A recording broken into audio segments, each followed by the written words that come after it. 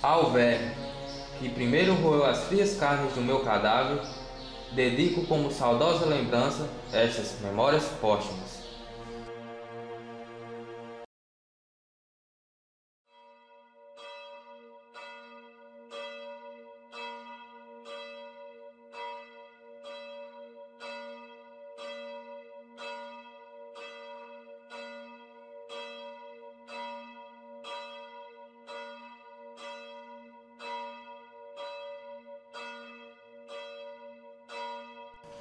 Algum tempo, pensei se a história deveria começar pelo começo ou pelo fim, isto é, se eu contaria antes o meu nascimento ou a minha morte. Normalmente, se começa a contar uma história pelo nascimento, mas eu resolvi fazer o contrário por dois motivos.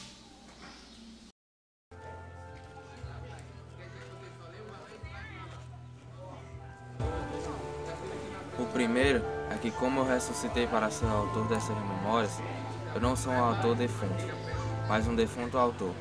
Para mim, a sepultura foi outro berço. O segundo é que a história fica renovada e moderna. A natureza deve estar chorando com a perda irreparável de um dos mais belos caracteres da humanidade. Este assombro, estas nuvens do céu azuladas. Assistiram à minha partida umas 4 ou 5 pessoas, entre elas uma senhora. Estavam lá o amigo que viram falando no meu enterro e uma senhora. Daqui a pouco vou dizer quem era a tal senhora, que simplesmente não podia acreditar na minha extinção. Morri há mais de 100 anos, mais precisamente em 1869, no Rio de Janeiro. Pode-se dizer que eu morri das ideias, porque minha morte foi decorrência de uma pneumonia que peguei quando ia refrescar as ideias. Abri a janela, em vez de uma brisa, bateu um vento encanado. Lembro como se fosse hoje, ela entrando pela porta, pálida, comovida, vestida de preto. Ficou ali parada, sem ânimo de entrar. Anda visitando defuntos? Ora, defuntos, não vai se pôr os agios pra fora.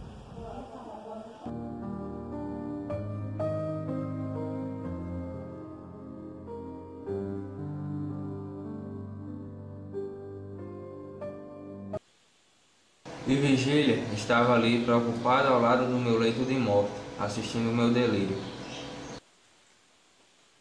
Vou contar a história de Virgília, mas tenham calma, cada coisa no seu tempo. Portanto, ajeite suas cadeiras que eu vou começar no começo. Vejam, meu delírio começou na presença de Virgília. Virgília foi o meu grande pecado da juventude. Eu disse juventude, e não existe juventude sem infância. Com infância já se imagina o nascimento. E aí está feita a grande transição. Chegamos sem esforço nenhum ao dia 20 de outubro de 1805, data em que nasci. Naquele dia, a árvore dos cubas brotou uma graciosa flor. Eu fui lavado e enfaixado. Fiquei logo sendo o herói da nossa casa. Cônego é o que há de ser. Não, cônego não. Bispo. Ele será o que Deus quiser. Um poeta dizia que o menino é pai do homem. Espero que não seja verdade, porque desde os 5 anos eu era conhecido como o menino diabo. Minha mãe, temente a Deus, e meu pai me educava do seu jeito, tentando transformar o menino diabo em santo. Ela me fazia decorar algumas orações.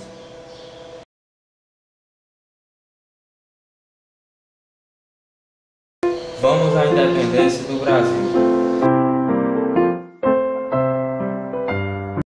Sim, este que vocês estão vendo aí sou eu. Essa imagem é o retrato mais fiel da minha robustez de espírito. Esses olhos, vivos e firmes, são a expressão precisa da minha personalidade masculina. Eu era um rapaz lindo e ousado.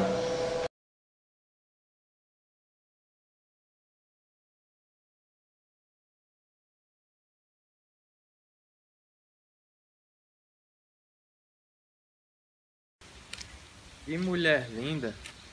Vou atrás dela.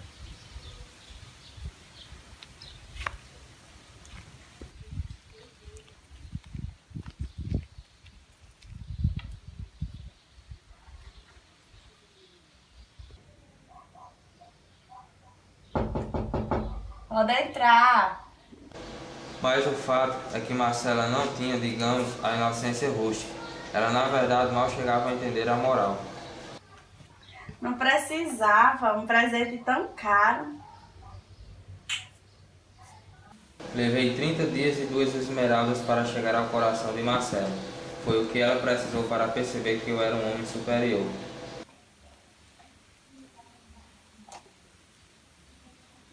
Gostou mesmo? Muito rico, Braz, muito rico. Seu Xavier chegou! O inconveniente chegou, saia!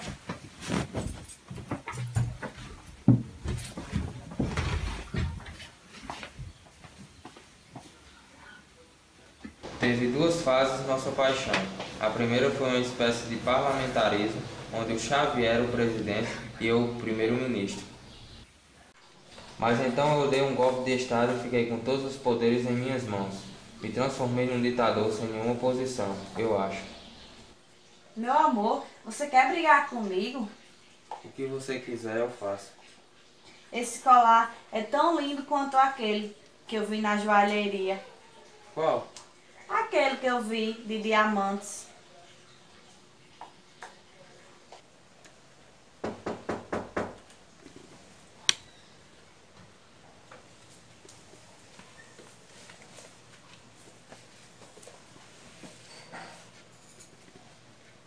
Meu amor, não permitiria que pensasse isso de mim.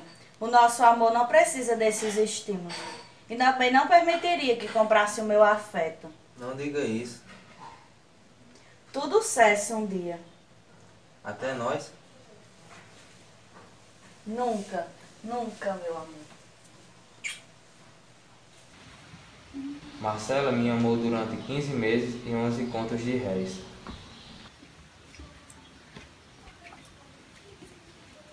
Para lembrares de mim quando nos separarmos.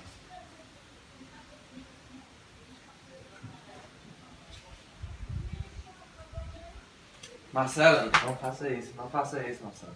Por favor, não faça isso. Sim, meu anjo. Meu pai logo teve o vislumbre dos 11 contos, tomou umas providências. Vamos pra casa.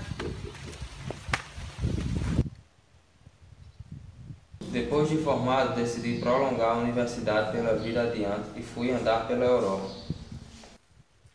Em meus passeios pelo velho continente, conheci a Itália com Isabela, a Espanha com Carmencita.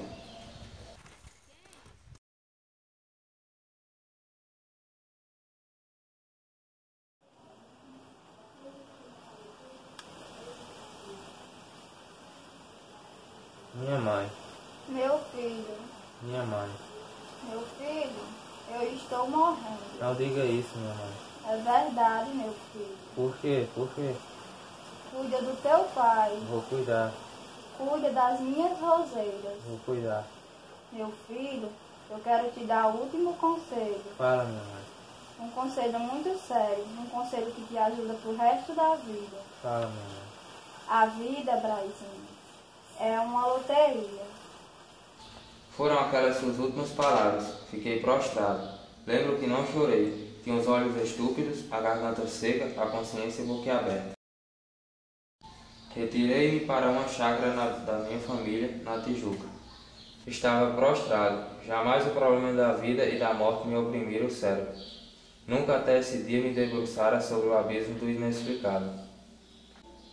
Mas, na morte, que diferença, que desabafo, que liberdade. Mas vamos passar a uma fase menos triste. Caminhava eu desolado pelas redondezas quando...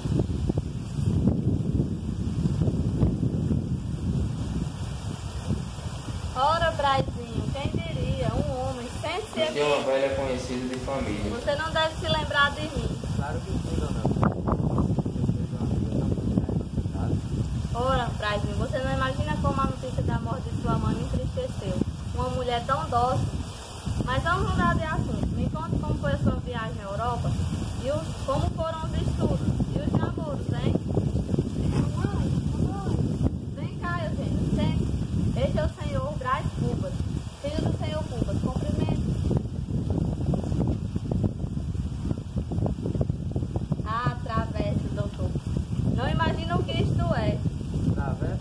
já tem idade própria? E quantos anos o Senhor lhes dá? 17. Menos um. Então, amor, também. Tem muitas qualidades. Você acredita que a Eugênia já está aprendendo francês? E tem sido muito elogiada pela nossa vizinha, a senhora Levante. Olá, meu rapaz. Isto é vida, rapaz. Conforme na vontade de Deus. Já me conformei. Então está na hora de voltar pro Rio. Não tenho motivo. Preciso de motivo? Então te dou 2. Um lugar de deputado e um casamento. Quê? Um lugar de deputado e um casamento. Aceite? Não sou político. Quanto a noivo, deixe-me viver a vida de urso que sou. Os ursos também se casam. Então traga minha ursa, a ursa maior. A carreira política lhe é necessária, meu filho. Será um deputado, terá uma linda esposa. Não sairei daqui sem nenhuma resposta significativa. A noiva é um anjo, meu pateta. Um anjo sem asas. Vigília é o nome dela. Ops, uma explicação. Vigília. Vigília é aquela do começo do filme. Não sei se o espectador vai se lembrar, então por via das dúvidas, vamos rememorar. Vigília é a senhora que em 1869 iria assistir aos meus últimos momentos. E antes disso, muito antes, teve grande participação nas minhas mais íntimas sensações.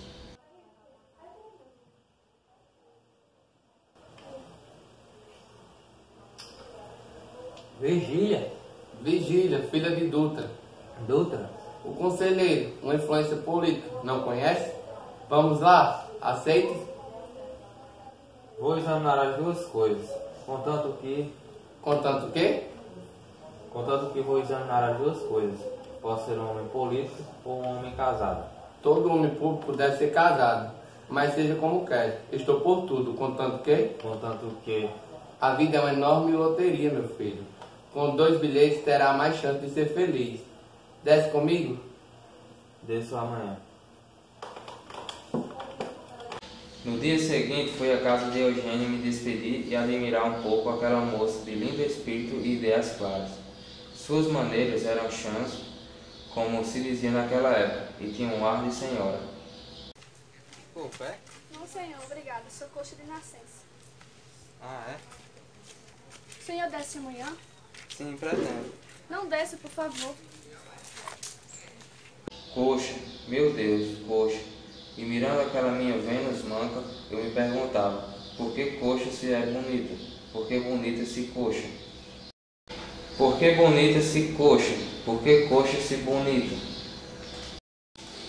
Bem-aventurados que não descem, porque deles é o primeiro beijo das moças.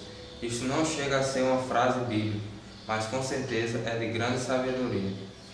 Foi no domingo o primeiro beijo de Eugênia, o primeiro que nenhum outro homem tinha recebido dela, e não roubado, mas entregue. Entregue da mesma maneira que um devedor honesto paga uma dívida. Tenho que ir amanhã, meu pai me chama.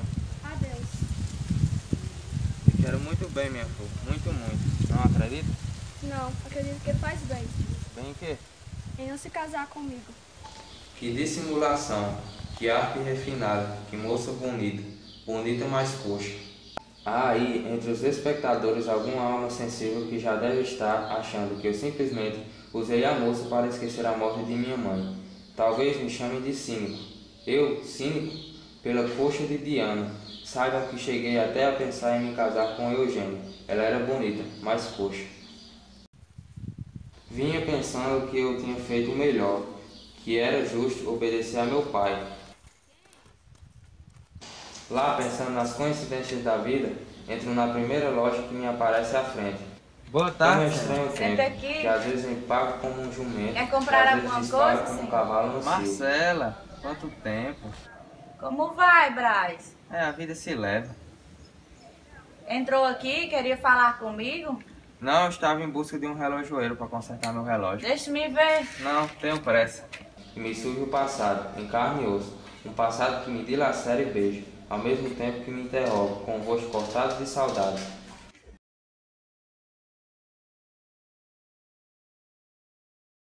Não vale a pena contar em detalhes como nos aproximamos, mas, para resumir, depois de um mês éramos íntimos. Boa tarde! Esperávamos que viesse mais cedo. cavalo empancou. Que foi? Nunca me viu? Tão bonita? Nunca.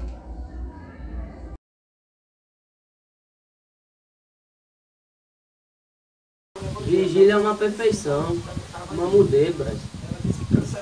Realmente, ela é muito bonita. Isso foi acontecer com Cubas. Cubas! Cubas! Como eu ainda não amava Virgília, para mim aquele episódio foi só uma alfinetada. Meu pai, porém, amava a ideia de me ver casado e deputado, e aquilo foi para ele como se uma espada tivesse sido espetada no seu coração, ou melhor, no pulmão. Um Cubas! Um Cubas! Um Cubas! Pode ser até que ele não tenha morrido exatamente do desastre de Virgília, mas que o desastre complicou os últimos tempos, isso é positivo. Nos tempos seguintes vivi recluso, escrevendo política e praticando filosofia. Escrevi um longo ensaio sobre a função do nariz no destino da humanidade, depois joguei fora. Ia de vez em quando a algum baile, ou teatro, ou palestra. Mas a maior parte do tempo levei uma vida monótona, uma mesmice de fazer dó, fazer bom uso da herança do meu pai. Mesmo assim, era uma vida chata, sem o sentido da profundidade que todos esperariam. Enfim, ia com a vida largada ao sabor das marés. De vez em quando me lembrava que o Lobo Neves e Virgília se casaram e foram para São Paulo, e me lembrava que o Lobo Neves já era deputado.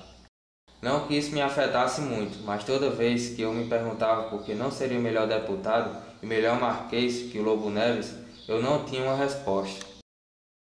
Assim os anos se passaram até 1842, quando vi à distância uma mulher esplêndida. Era ela. Até então não sabia que tinha voltado de São Paulo, só reconheci Virgília a poucos passos. Estava outra, a natureza e a arte lhe haviam aperfeiçoado. Passei a frequentar a casa de Virgília e Lobo Neves, de quem logo fiquei muito amigo. O nosso amor era como uma planta que cresce muito rápido, inesperadamente. Não me lembro quantos dias demorou o crescimento, mas era uma planta com tanta seiva que em pouco tempo era a mais exuberante do bosque. Me lembro que um dia surgiu uma flor na planta. Trêmula de medo, coitadinha, porque era ao portão de sua casa. Foi um beijo curto como aquele momento, mas ardente como o amor. Introdução a uma vida de delícias, de terrores, de remorsos, de prazeres que terminavam em dores. Em pouco tempo, estávamos amarrados um ao outro, sem forças para nos separar, indo sem saber para onde, deixando-nos levar por riscos e sabe-se lá quais são as consequências.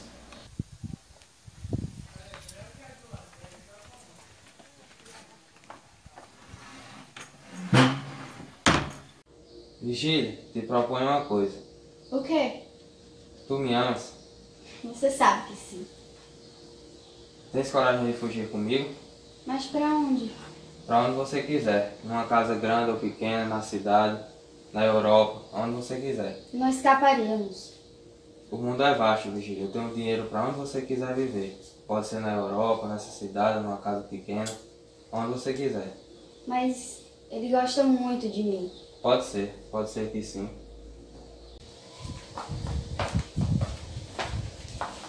Vai, que honra sua visita. Não se preocupe, caro espectador. Não mancharei essa história com sangue. Eu tinha muita vontade de estrangular o Lobo Neves, mas isso é muito diferente de fazê-lo. Bravo, que honra sua visita. Ô, meu amigo, como demoraste?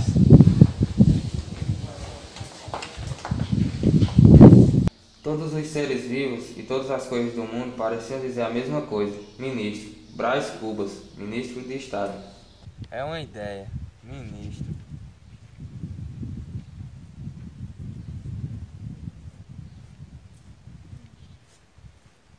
Aposto que não me conhece, senhor doutor Cubas. Não me lembro. Sou o Borba, Quinca Borba. Não me precisa de contar nada, uma vida de miséria. Vou ver se posso arranjar alguma coisa. Não é a primeira vez que uma pessoa me promete alguma coisa e não será a última. Não? Não. Preciso ir.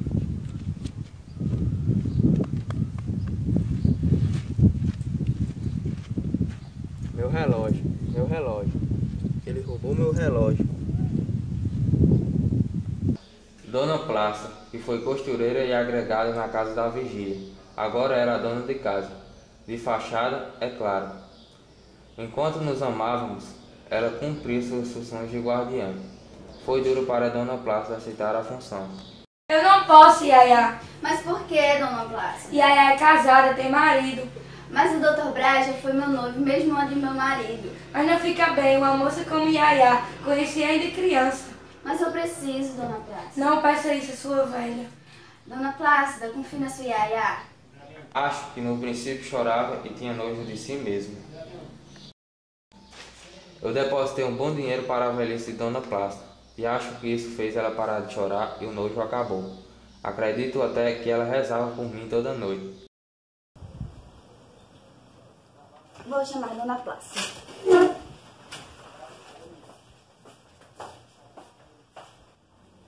Venha conosco, Dona Plácida. Eu não vou não, Yaya. Por quê? Você não gosta mais de mim?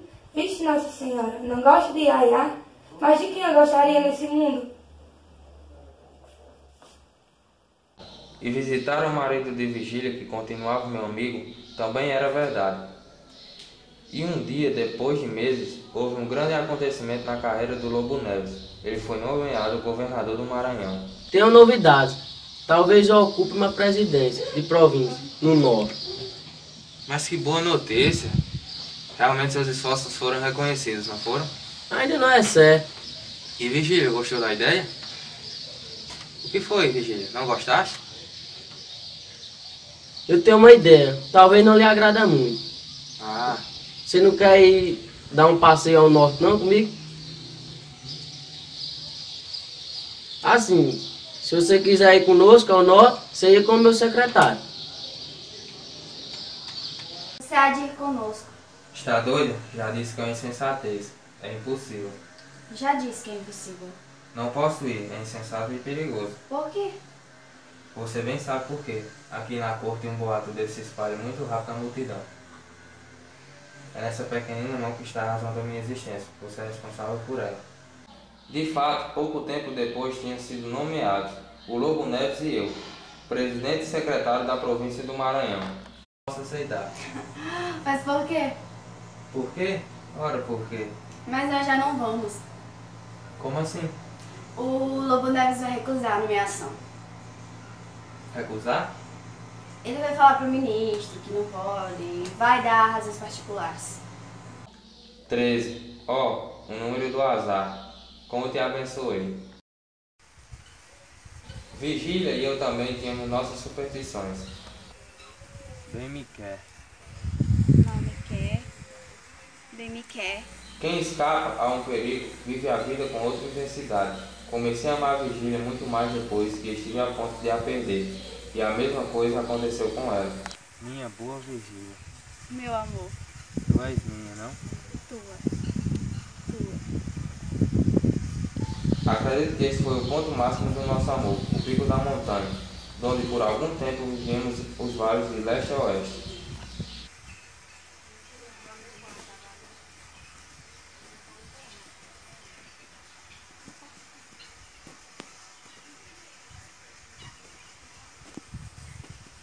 O que tu tens? E aí fica um mistério. Por que Vigília desmaiou? O que você vai ser quando crescer, meu filho? Serei bacharel, papai. Farei discurso na Câmara de Deputados que me gerou um orgulho. Você ouviu? Você ouviu? Que dizes? Estou a tirar 2 dedos de prosa com o nosso filho. Por que Vigília desmaiou? Porque ela está grávida.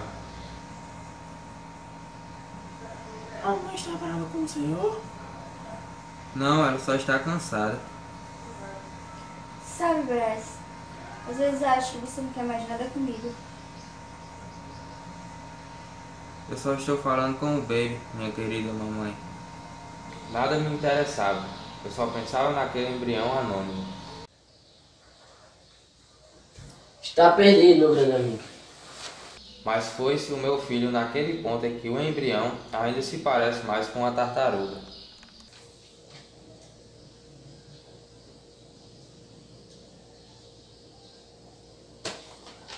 Lê esta carta.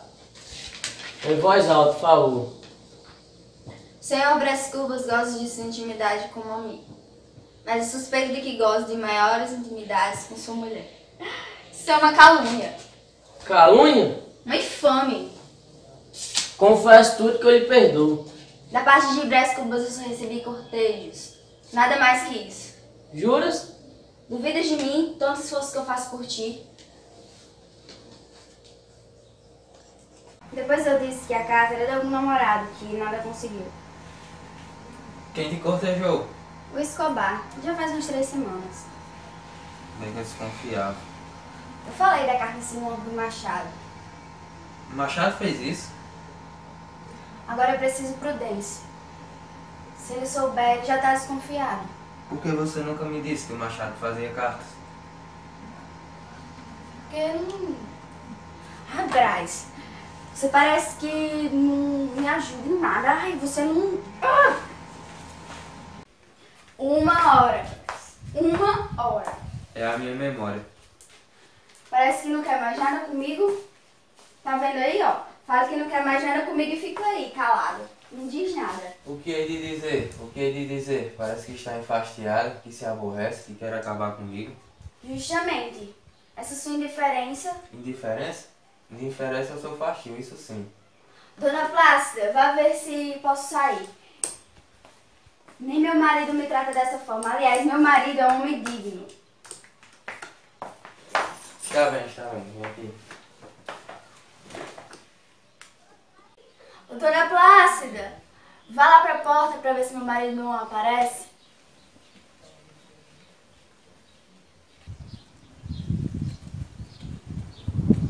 Vixe, Nossa Senhora, lá vem uma hora de Yaya. Não acredito. Vamos, Brás, rápido, se esconde lá dentro.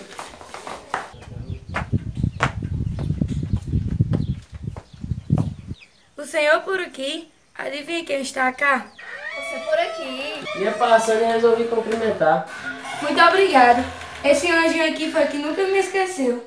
Nunca me demoro. Você vai pra casa? Vamos Vou. juntos? Bora. Tchau, Dona Plácida. Tchau. Eu ia atrás dos dois, mas foi melhor assim. Foi por esse tempo que recebi uma carta extraordinária. Há tempos, no passeio público, tomei de empréstimo um relógio. Tenho a satisfação de restituí-lo com esta carta. A diferença é que não é o mesmo, porém outro, não digo superior, mas igual ao primeiro. Muitas coisas se deram depois do nosso encontro. Amanhã, você vai se despedir a bordo? Você está louco? É impossível. Então, adeus. Adeus. Não esqueça de Dona Plácida. Vá ver algumas vezes. É uma boa criatura, não é? Certamente. Eu te escrevo. Agora não sei... Talvez 2 anos. Meu marido falou que era só até terminarmos as eleições. Então, até breve. Vamos nos separar. Gostei muito. A mim também. Estou quase enxuto. E eu, então? Estou desesperado. Sejamos fortes. Adeus, Virgínia. Até breve. Logo depois, o Lobo Neves foi nomeado novamente presidente de província. Enquanto eu pensava nos últimos acontecimentos, minhas pernas iam me levando ruas abaixo. Como eu não andei deliberadamente, nenhum mérito me cabe, e sim as pernas que andaram por conta própria.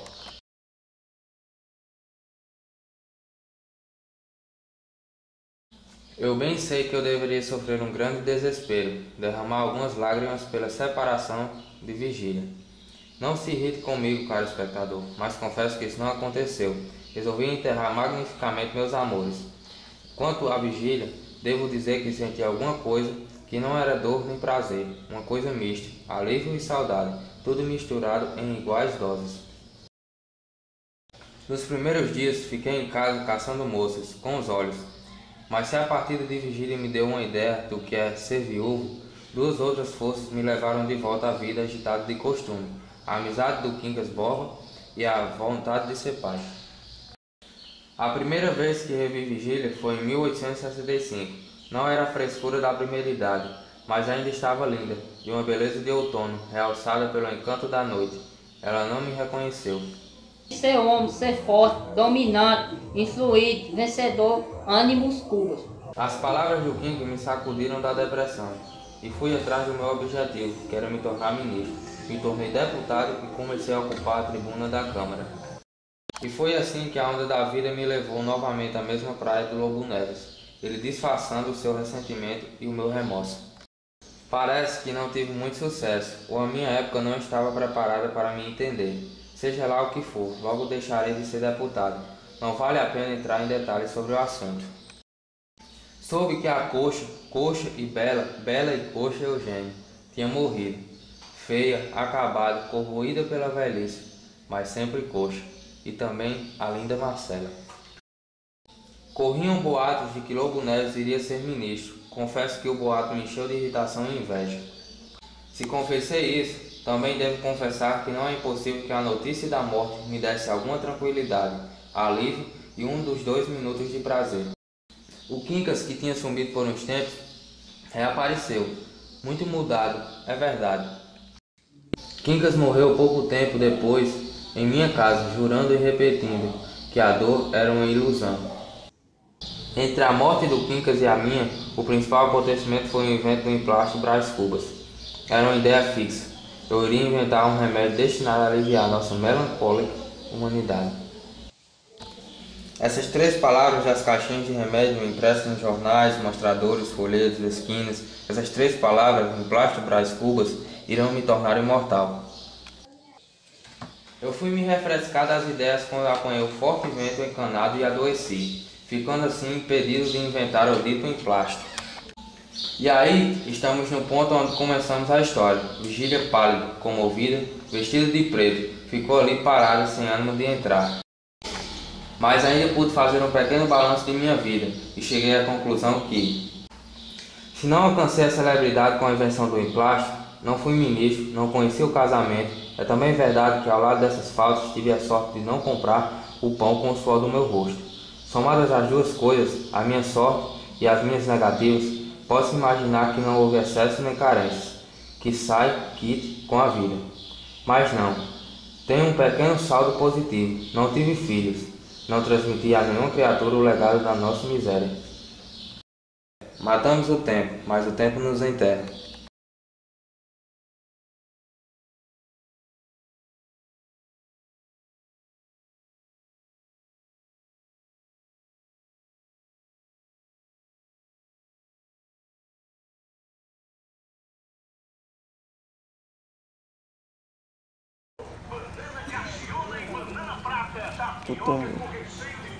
Olha pro túmulo. Ai, que... Tô brincando com a nossa cara. Eles estão brincando com a nossa cara. Vamos, Alex. Tudo isso é uma dor crua e má. Já fique pronto olhando pro mundo pra quando parar essa coisa. Isso tudo é uma dor crua e má que rói a natureza. Olha as entranhas. É a natureza. É, não, né? E aí, deixamos aqui na gravação do filme do Oscar Vigário. É só um luxo. Pior do que cigano. Menina, eu sou a quenga de classe no filme. No filme. Ainda bem que ela sabe. A peleja do menino para tirar o cavalo do canto. Não sabe andar, meu filho. Vai, Natan Queiroz. Pelo amor de Deus. Vai quebrar a cara. Tá bom, tá bom, tá bom. A costela do pobre. Vai deixar, vai.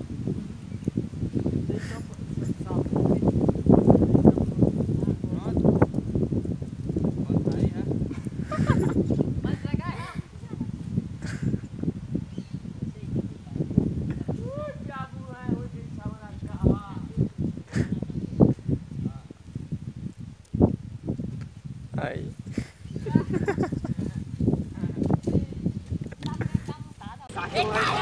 Cachorro mais desse aí.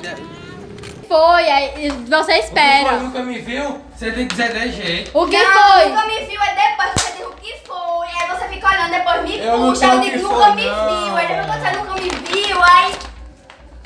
Tudo aí, ó. Cuidado. Que tiro foi esse? Que tiro foi esse? Que tá amarrado.